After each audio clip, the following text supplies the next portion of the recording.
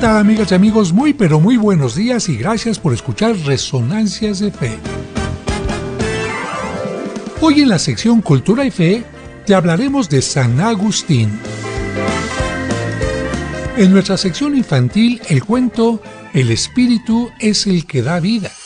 La mamá de Gustavito leía en voz alta un fragmento del Evangelio de San Juan, cuando el pequeño la interrumpió para hacerle una pregunta. Jesucristo dijo en el Evangelio, el espíritu es quien da la vida. Esa narración nos permitirá comprender mejor el Evangelio de hoy. Tú tienes palabras de vida eterna. Y en el Santoral te diremos a qué santa se le pide para obtener la conversión de los hijos rebeldes. Todo esto aquí en Resonancias de Fe, con el Padre José de Jesús Aguilar Valdés, la voz amable de la radio.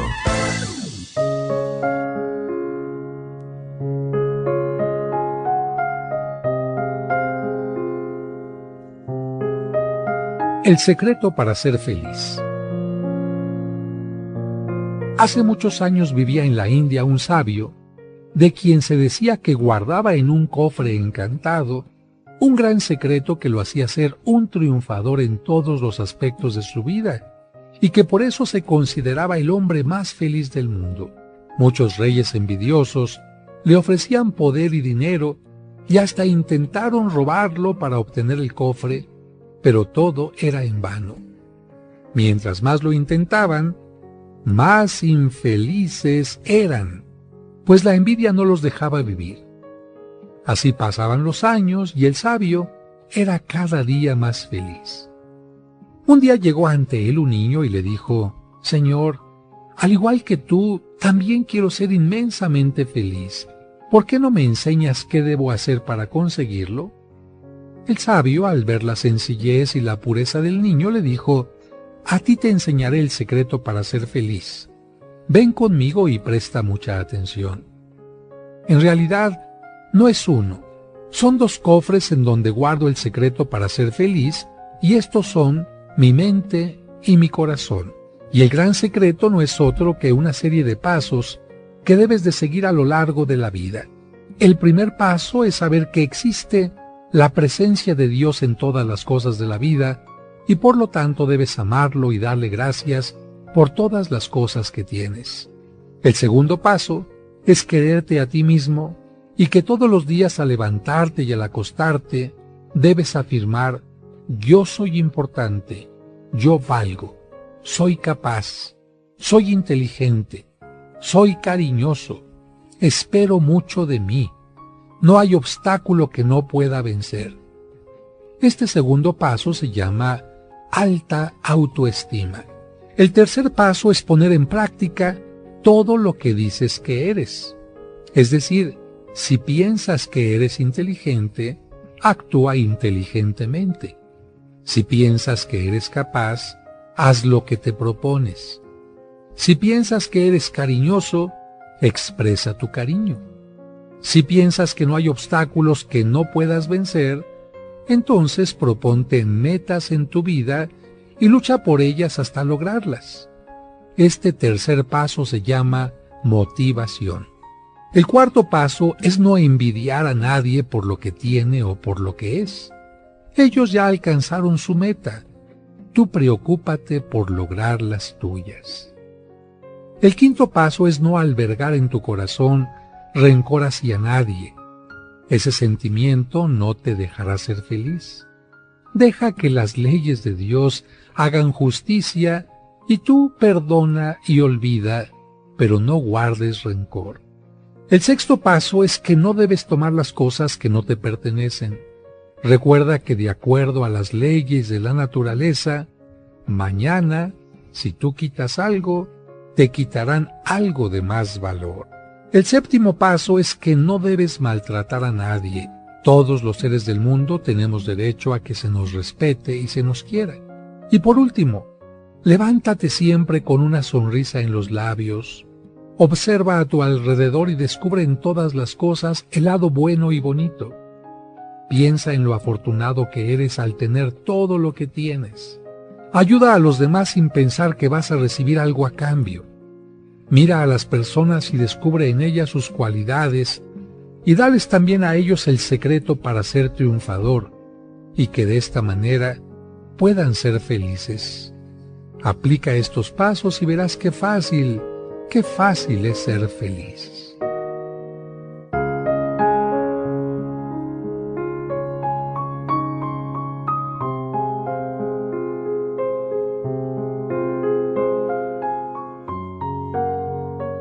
Resonancias de Fe, con el Padre José de Jesús Aguilar Valdés, la voz amable de la radio.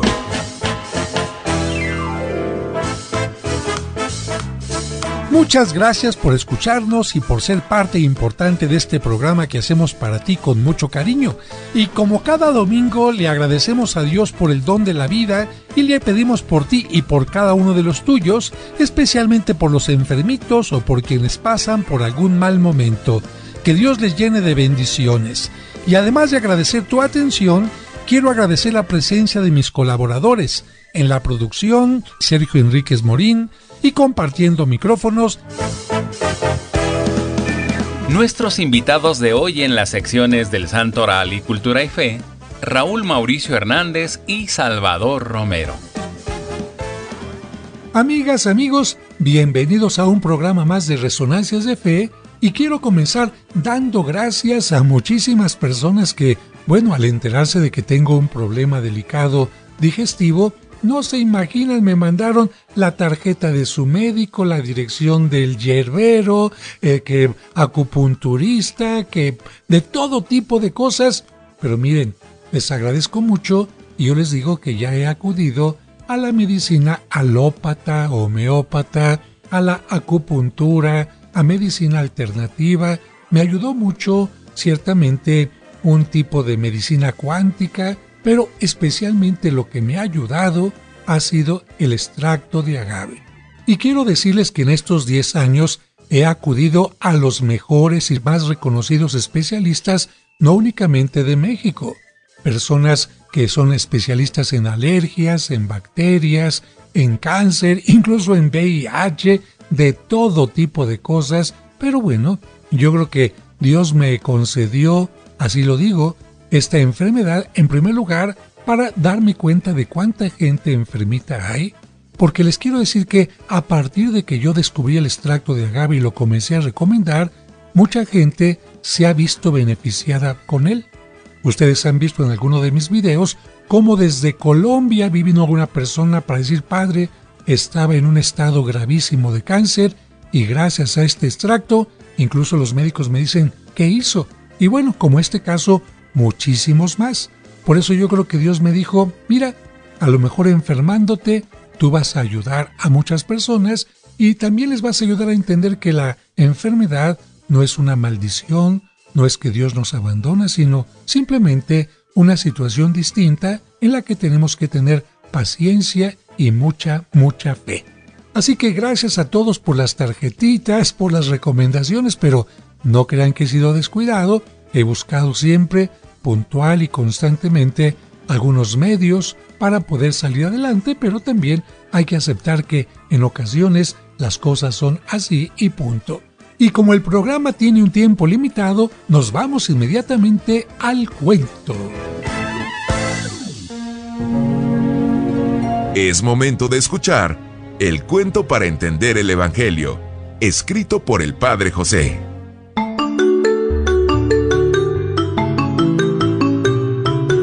El Espíritu es quien da la vida.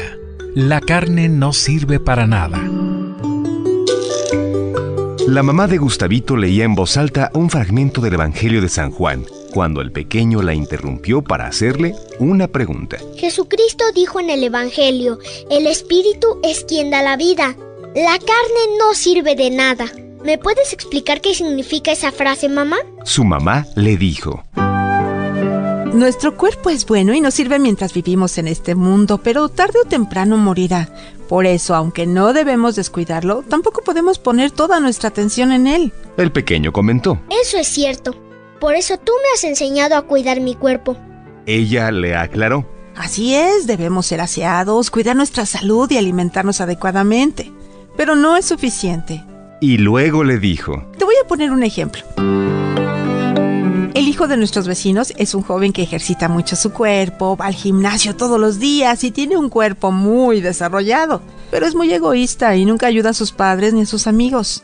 ¿De qué le sirve un cuerpo fuerte y bello si no sabe amar? El niño entendió el ejemplo y dijo: Es triste saber que algunas personas dedican mucho tiempo al gimnasio, al salón de belleza o a la estética, pero no dediquen tiempo para crecer en su vida espiritual. La señora continuó con su explicación. Cuando fortalecemos nuestro espíritu, Él nos sostiene en los momentos difíciles, en los peligros, en la enfermedad e incluso ante la muerte.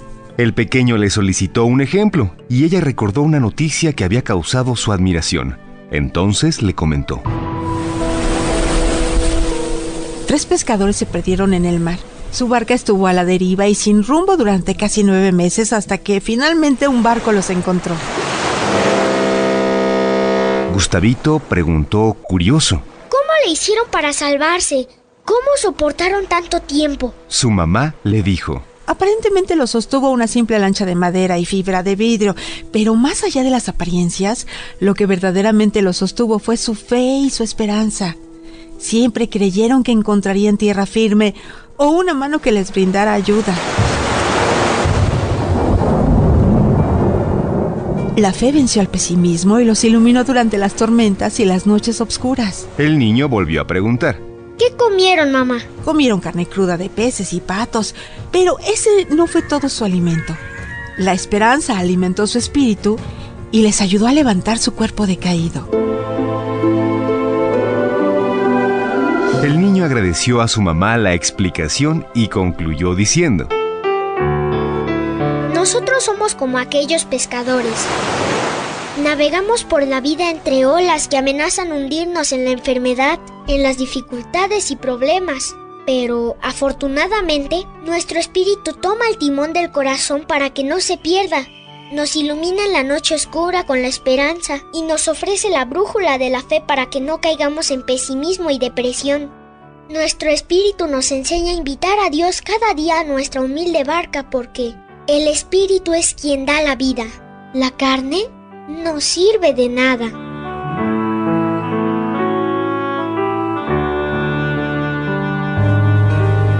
Este es un cuento escrito por el padre José de Jesús Aguilar Valdés y podrás encontrarlo en el libro Cuentos para entender el Evangelio. Escuchemos ahora en Resonancias el Evangelio de hoy.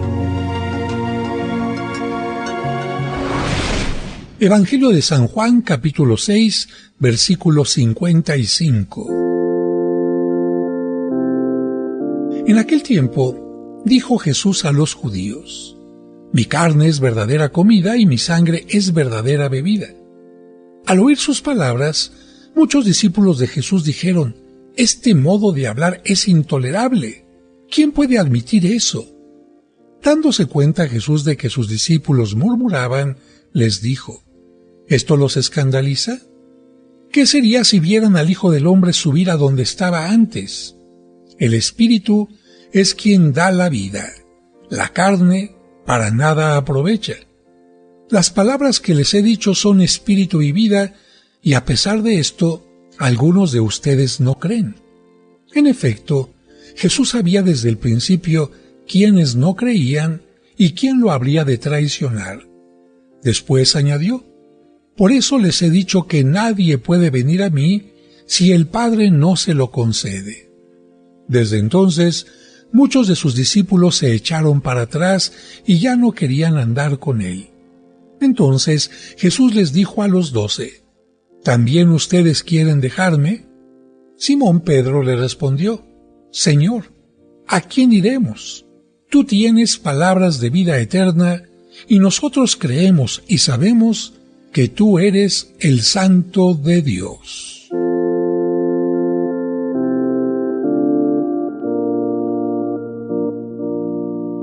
Queridos hermanos, hermanas, creer debe ser un acto libre y jamás impuesto. Nadie nos puede obligar a creer en Él y mucho menos a amarle.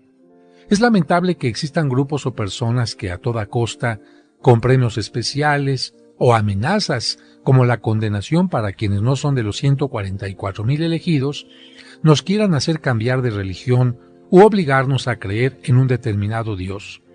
Ese no es el camino que Cristo nos ha enseñado.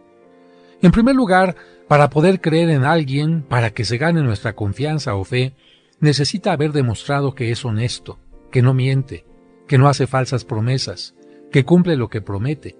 Eso es necesario para que podamos darle crédito, es decir, creer en alguien. Incluso a nivel monetario, antes de que alguna institución bancaria crea en alguien, le dé crédito, tiene que saber quién es la persona y si cumple con sus compromisos. Una mujer tampoco puede creer ciegamente en quien le promete las perlas de la Virgen. Antes de casarse con algún pretendiente, debe conocerlo. De lo contrario, segura decepción. Pues de la misma manera, Dios no quiere que creamos en Él por la fuerza o simplemente porque Él lo diga. Por eso la Biblia está llena de momentos en los que Dios promete y cumple para que podamos creer en Él. Le prometió a Abraham que le daría un hijo de su esposa estéril y lo cumplió. Le prometió a Moisés que sacaría de la esclavitud a su pueblo y lo cumplió. Le prometió al pueblo que no lo abandonaría en el desierto y que le daría una tierra y lo cumplió. Prometió que enviaría al Mesías y lo cumplió. Cristo prometió que resucitaría y lo cumplió. Prometió que nos dará la vida en la eternidad y seguramente lo cumplirá. Por lo tanto, podemos creer en Dios, darle crédito porque Él no falla. La primera lectura de hoy nos presenta el momento en que después de la muerte de Moisés, Josué se convierte en el líder del pueblo hacia la tierra prometida, pero antes de guiar al pueblo, quiere poner claras las cosas y le pregunta al pueblo a qué Dios quieren seguir. Sabe que no puede obligar al pueblo a creer en el verdadero Dios, pero también sabe que se tiene que tener claridad en la fe para saber cuáles principios, valores y ritos se van a seguir, es decir, que haya coherencia en la fe y en el actuar. El pueblo ha escuchado hablar de muchos dioses, pero ninguno lo ha acompañado y ayudado como el Dios de sus padres. Por eso deciden seguirlo. Sin embargo, la lectura de hoy nos presenta solo el momento del compromiso, pero no todo lo que sigue después. Es como cuando los novios se dan el sí, pero eso no significa que no tendrán momentos difíciles, de prueba, de tentación. Solo podrán salir adelante con la renovación del amor de cada día. Así, el pueblo de Israel tendrá que renovar su compromiso día a día. Y también nosotros, que el día de nuestro bautismo o de la primera comunión le dijimos a Dios que lo seguiríamos, también tenemos que renovar constantemente ese compromiso. El libro del Cantar de los Cantares habla del compromiso o alianza entre Dios y su pueblo, como si se tratara del compromiso de un hombre y una mujer en el que, aunque el novio siempre es fiel, su mujer, que representa al pueblo de Israel o a la iglesia, no siempre responde igual. Basado en esa forma de mostrar la alianza, San Pablo nos dice que Cristo es el esposo que se mantiene siempre amoroso y fiel, por lo que la iglesia, su esposa, debe mantenerse de la misma manera. Y siguiendo el ejemplo de Cristo y su iglesia, el hombre tiene que preocuparse por su mujer, ofreciéndole lo mejor de sí, de tal manera que la mujer sea capaz de creer en él y entregarle no solo su confianza, sino toda su vida. No se trata de poder del hombre sobre la mujer y sumisión de ella, sino de una entrega total de ambos. En el amor no hay sumisión, sino entrega confiada, sabiendo que el otro está buscando lo mejor para uno. Finalmente, sería absurdo que una empresa bancaria negara el crédito a quien ha demostrado ser responsable. Sería absurdo que una mujer siguiera dudando del esposo que ha probado ser fiel y cumplidor. Y de la misma manera, es absurdo que algunos de los discípulos de Cristo, después de haber visto todas sus pruebas de amor y de que era Dios, hayan dudado y no le hayan dado crédito a sus palabras y obras, prefiriendo abandonarlo. Como conclusión, la fe es libre, pero cuando se han recibido muchas pruebas, se vuelve en casi obligatoria, pero por convicción y por gusto. Y listo el equipo para hablar de los santos y santas de la semana. Ellos son los hombres y las mujeres que han cumplido fielmente los ideales de Cristo. Escuchemos en Resonancias de Fe, el Santoral de la Semana.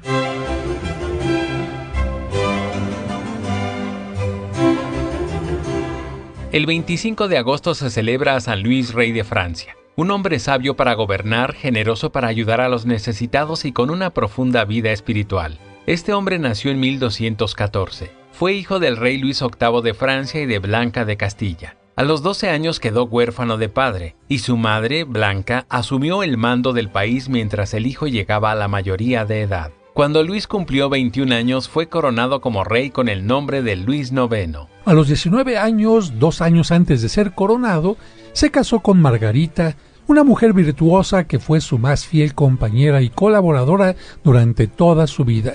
Su matrimonio fue verdaderamente feliz. Tuvo 5 hijos y 6 hijas. Sus descendientes fueron reyes de Francia durante 7 siglos, mientras este país tuvo monarquía, o sea, hasta el año de 1793. En su tiempo existían muchos usureros, personas que prestan dinero cobrando intereses exagerados. Cobraban el 5 o 6% mensual y así arruinaban a miles de personas, por lo que San Luis prohibió la usura. Sabiendo que San Luis era un hombre lleno de fe, le hicieron llegar desde la ciudad de Constantinopla la corona de espinas de Jesús, y para que tuviera un lugar digno donde se conservara y se venerara, él le mandó construir una hermosa capilla en París, la llamada Sainte-Chapelle. Es una hermosa capilla gótica que desde su interior da la impresión de estar construida de puro cristal. Pero actualmente, para que la gente la pueda visitar, se llevó a la Catedral de Notre Dame. Ahí los peregrinos pueden venerarla en un salón especial o los viernes de Cuaresma en una celebración a la que acude el obispo. Durante el tiempo del rey San Luis también se fundó la Sorbona, la universidad más importante de París. El rey apoyó mucho a esta institución y además hizo construir un hospital para ciegos que llegó a albergar hasta 300 enfermos. Este santo murió el 25 de agosto a las 3 de la tarde. El 25 de agosto se celebra también a San José Calasanz, fundador de los Escolapios. Él nació en España en 1556. Antes de tomar la decisión de dedicarse a la vida religiosa, estudió en una de las más importantes universidades de España, la Universidad de Alcalá, obteniendo el grado de doctor.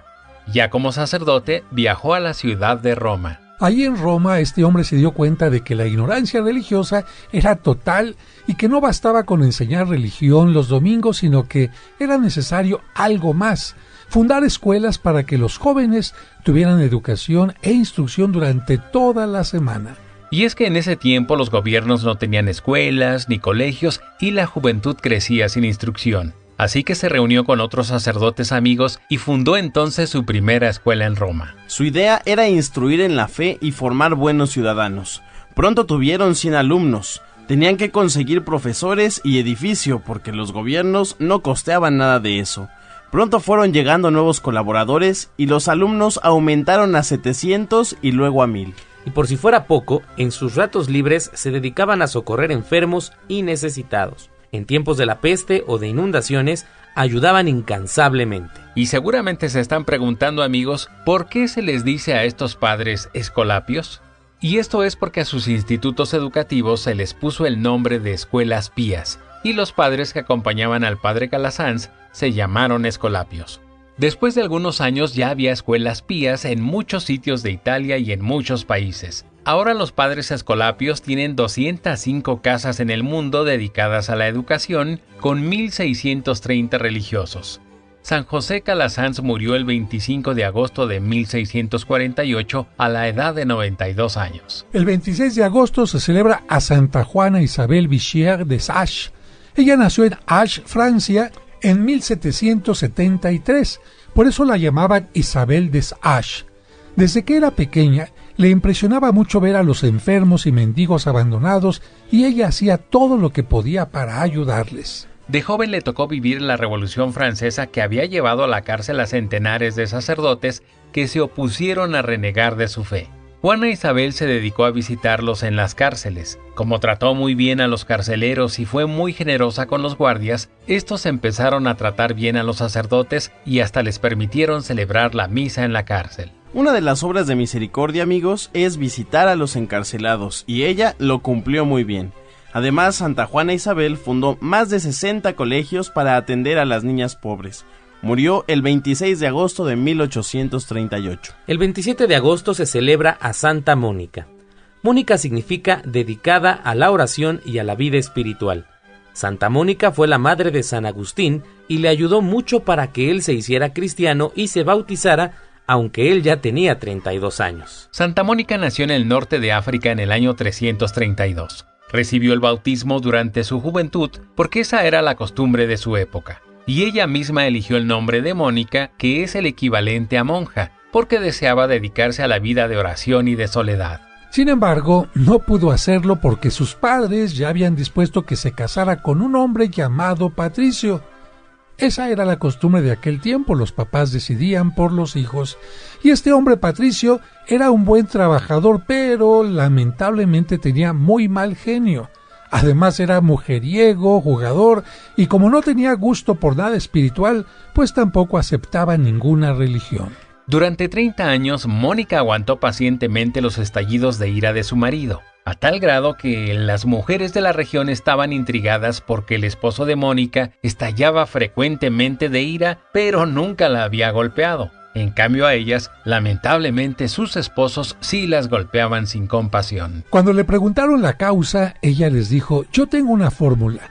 Cuando mi esposo está de mal genio, yo me esfuerzo por estar de buen genio. Cuando él grita, yo me callo. Y como para pelear se necesitan dos y yo no acepto la pelea, pues no peleamos. Esta fórmula se ha hecho célebre en el mundo y ha servido a millones de mujeres para mantener la paz en la casa, aunque afortunadamente las cosas han cambiado y hoy se reconoce el derecho de las mujeres a ser respetadas. Yo creo que la fórmula de Mónica no solo sirve para salvar matrimonios, sino para algo más, porque su esposo Patricio, aunque no era católico, con el testimonio de vida de su esposa, decidió bautizarse. Mónica y Patricio tuvieron 3 hijos, 2 varones y una mujer. Los 2 menores fueron su alegría y consuelo, pero el mayor, Agustín, le dio muchos dolores de cabeza. En cierta ocasión le comentó a un obispo que llevaba muchos años haciendo oraciones y sacrificios por la conversión de Agustín, y el obispo le respondió: tranquilízate, es imposible que se pierda el hijo de tantas lágrimas.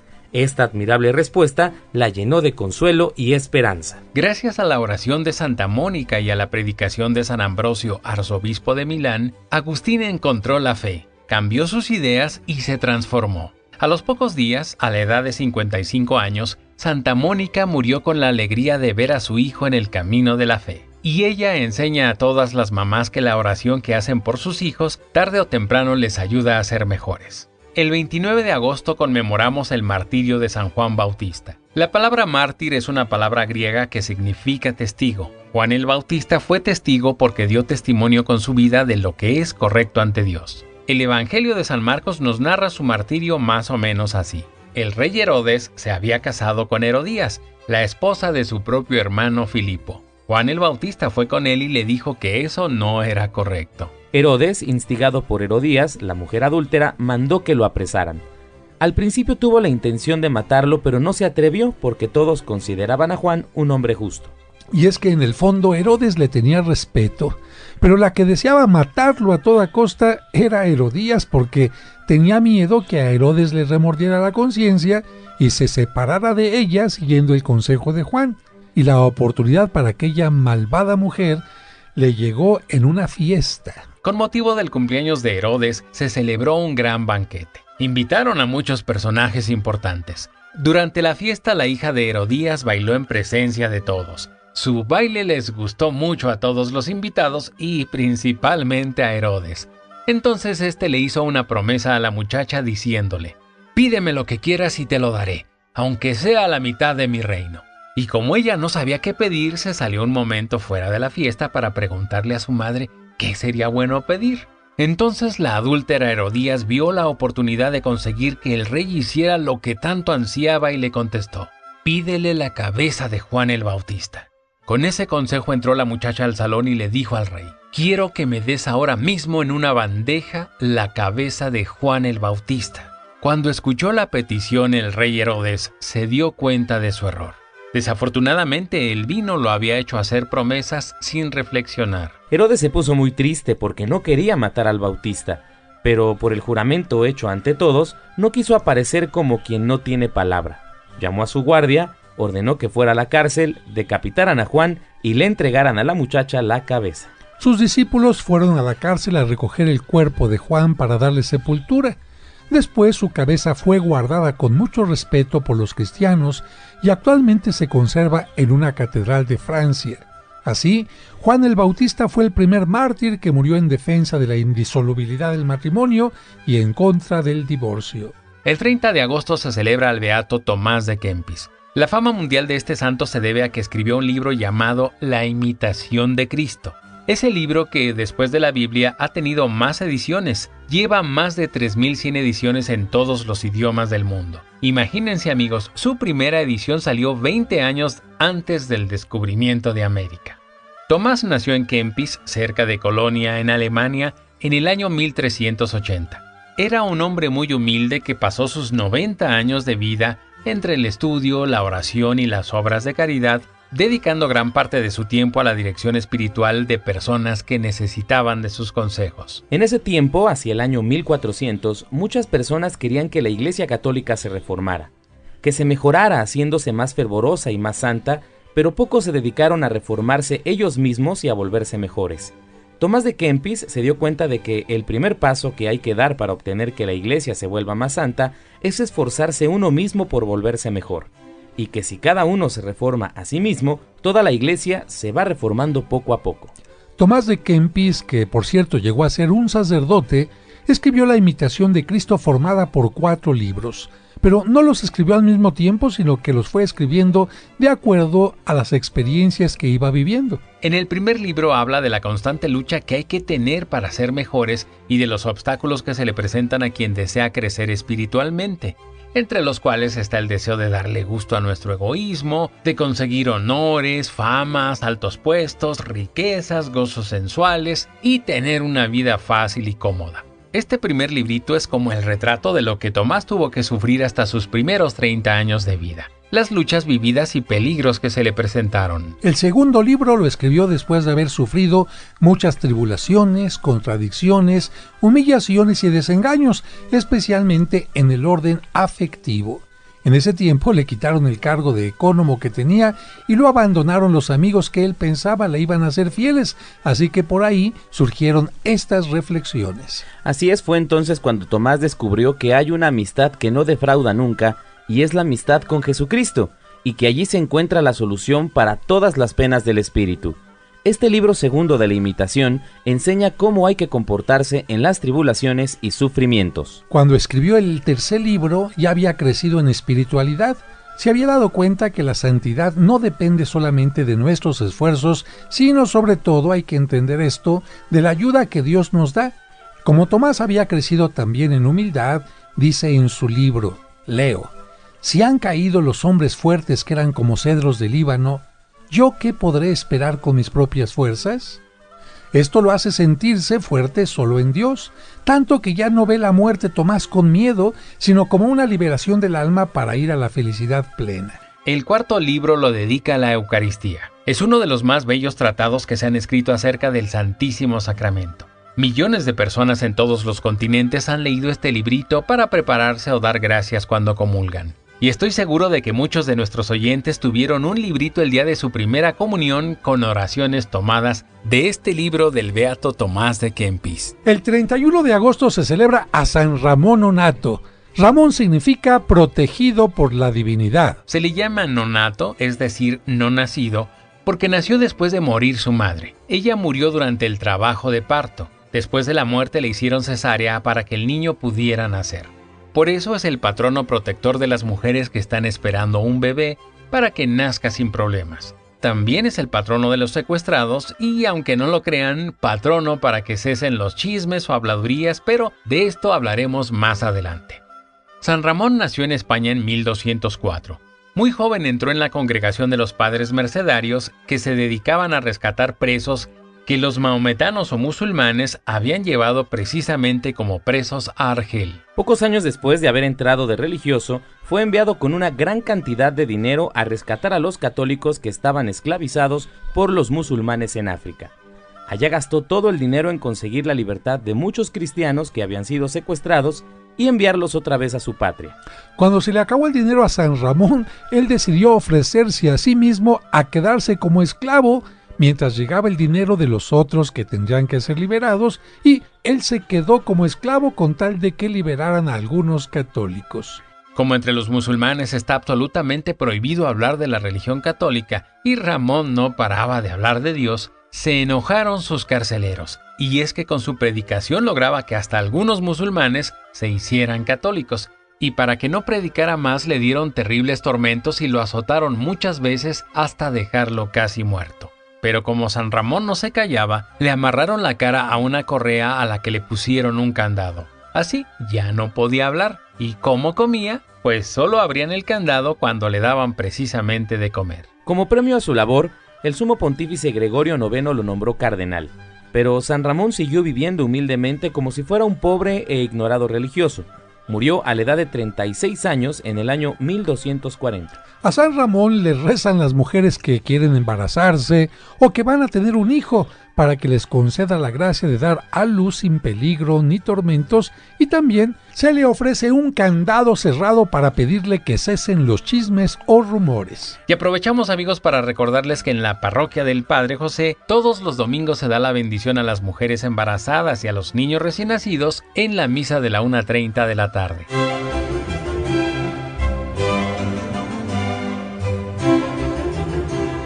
Este fue el Santoral de la Semana, aquí en Resonancias de Fe.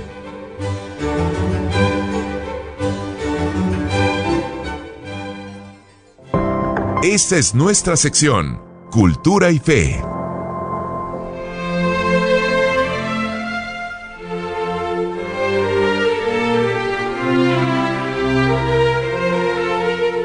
El 28 de agosto se celebra a San Agustín.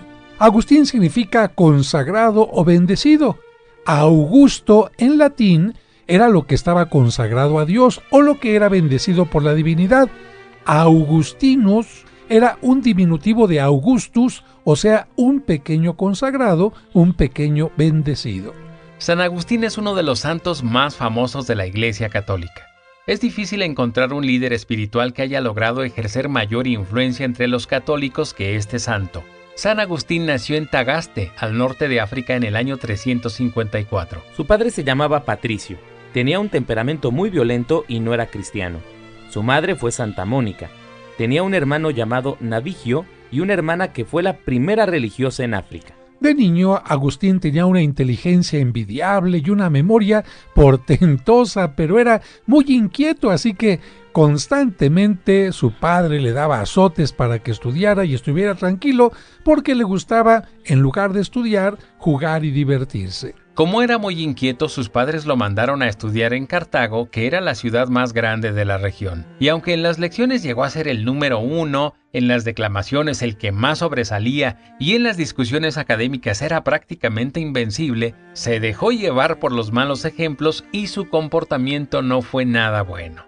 San Agustín de joven leyó una obra que le hizo un gran bien y fue El Hortensio, del escritor griego Cicerón. Este libro lo convenció de que cada persona vale más por lo que es y por lo que piensa, y no por lo que tiene. Desafortunadamente tuvo después un retroceso en su espiritualidad. Ingresó a la secta de los maniqueos, que decía que este mundo no lo había hecho Dios y enseñaban muchas cosas absurdas. Luego se fue a vivir en unión libre con una muchacha y de ella tuvo un hijo al cual llamó Adeodato. Después leyó las obras del sabio filósofo Platón y se dio cuenta de que la persona vale mucho más por su espíritu que por su cuerpo, y que lo que más debe uno esmerarse es en formar su espíritu y su mente. Estas lecturas del sabio Platón le fueron tan provechosas que las va a utilizar como guía durante toda su vida. Como ven, a Agustín le gustaba mucho leer, pero no había leído la Biblia. Finalmente, cuando decidió leerla, se desilusionó porque le pareció demasiado sencilla y, según él, sin estilo literario, como los libros mundanos que tenían como más saborcito, y dejó de leerla. Años después de su conversión, él confiesa: no me agradaba porque la leía con orgullo y por aparecer sabio, porque yo no buscaba en esas páginas santidad, sino vanidad. Por eso me desagradaba su lectura. Se dedicó a dar clases en Tagaste y en Cartago durante 9 años. Después le surgió la idea de viajar a Roma para enseñar en esa capital. Pero al llegar se desilusionó porque los alumnos no pagaban nada por sus enseñanzas. Entonces se fue al norte de Italia, a la ciudad de Milán. Ahí, sin pensarlo, se convirtió de maestro en alumno, sintiéndose atraído y deslumbrado por la sabiduría y santidad de San Ambrosio, el obispo de esa ciudad. No faltaba a ninguno de sus sermones y su vida comenzó a transformarse por completo. Y las cosas cambiaron radicalmente cuando en cierta ocasión, en una casa vecina, un grupo de niños estaban jugando y repitiendo mucho la frase «abre y lee, abre y lee». Entonces, como jugando un poquito con ellos, se le ocurrió abrir el primer libro que estaba a su alcance, a la mano, y era la Biblia. La abrió y encontró la carta de San Pablo a los romanos en el versículo 13 del capítulo 13 y leyó lo siguiente: «Vivamos no como quien está en las tinieblas y oscuridad, sino como quien obra en pleno día y a plena luz. Comportémonos de la manera más digna posible. Nada de impurezas, ni de vicios o excesos de ninguna clase. No nos dejemos llevar por la carne y sus concupiscencias». Aquello fue como un relámpago en su cerebro. Empezó a llorar y se dio cuenta que hasta entonces su comportamiento había sido contrario a lo que Dios pedía en las frases que acababa de leer. Se dio cuenta que era necesario empezar una vida totalmente nueva y distinta de la anterior. Tenía 32 años. A partir de ese momento, los siguientes 40 años de su vida fueron de sorprendente santidad. Comenzó por separarse de la mujer con la que vivía en unión libre, abandonó los juegos de azar y las fiestas, quemó los libros con doctrinas maniqueas y se preparó para recibir el bautismo.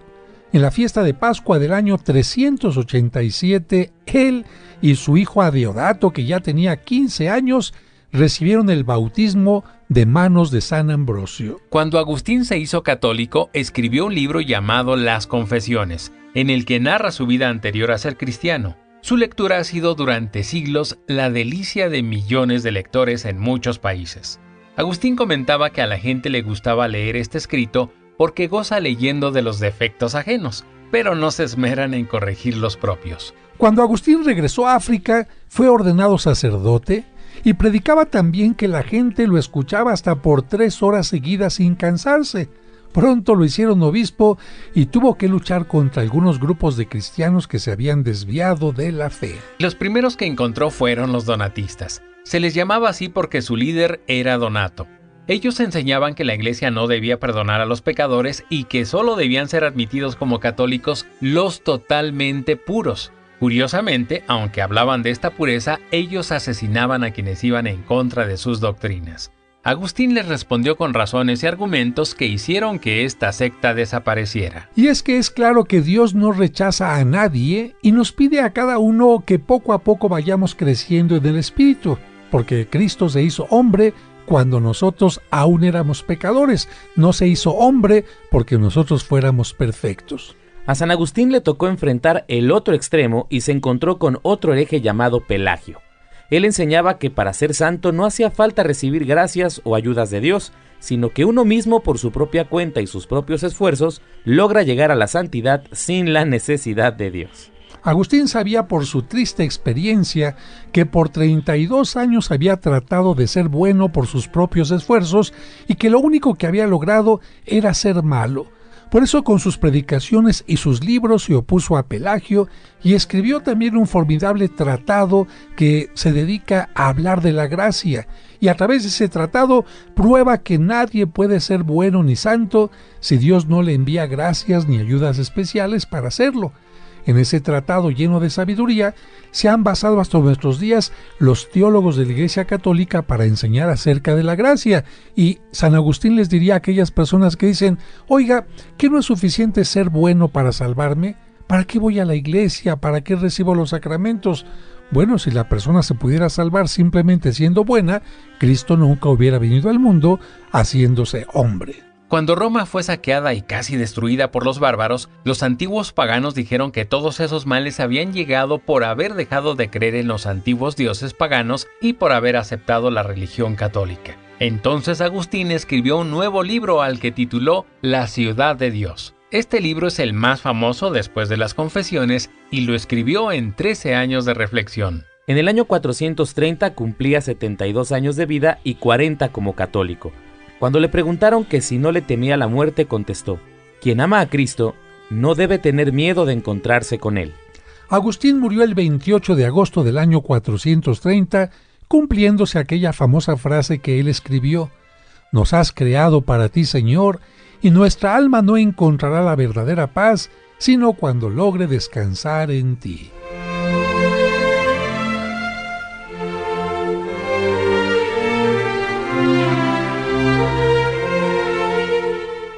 Resonancias de Fe.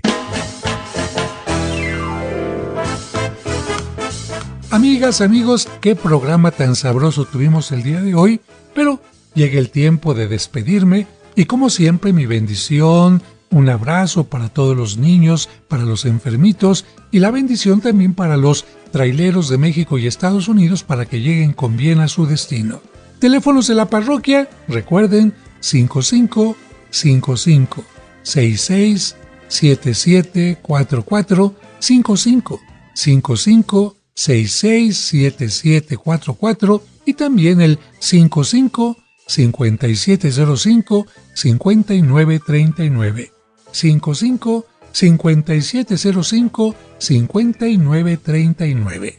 A dar gracias por un día más de vida, una semana. Pidámosle a Dios que nos ayude a tener una buena actitud en la salud y en la enfermedad, en lo próspero y en lo adverso, en cualquier momento, porque Él nunca nos deja. Y a veces la enfermedad o las circunstancias difíciles son el momento para dar testimonio de vida y tomarnos más de la mano de Dios. Hasta el próximo domingo. Esperamos que ahora que has aprendido más, tu fe te dé la seguridad y confianza para seguir adelante en la vida. Y te invitamos a que la próxima semana acompañes al Padre José de Jesús en Resonancias de Fe.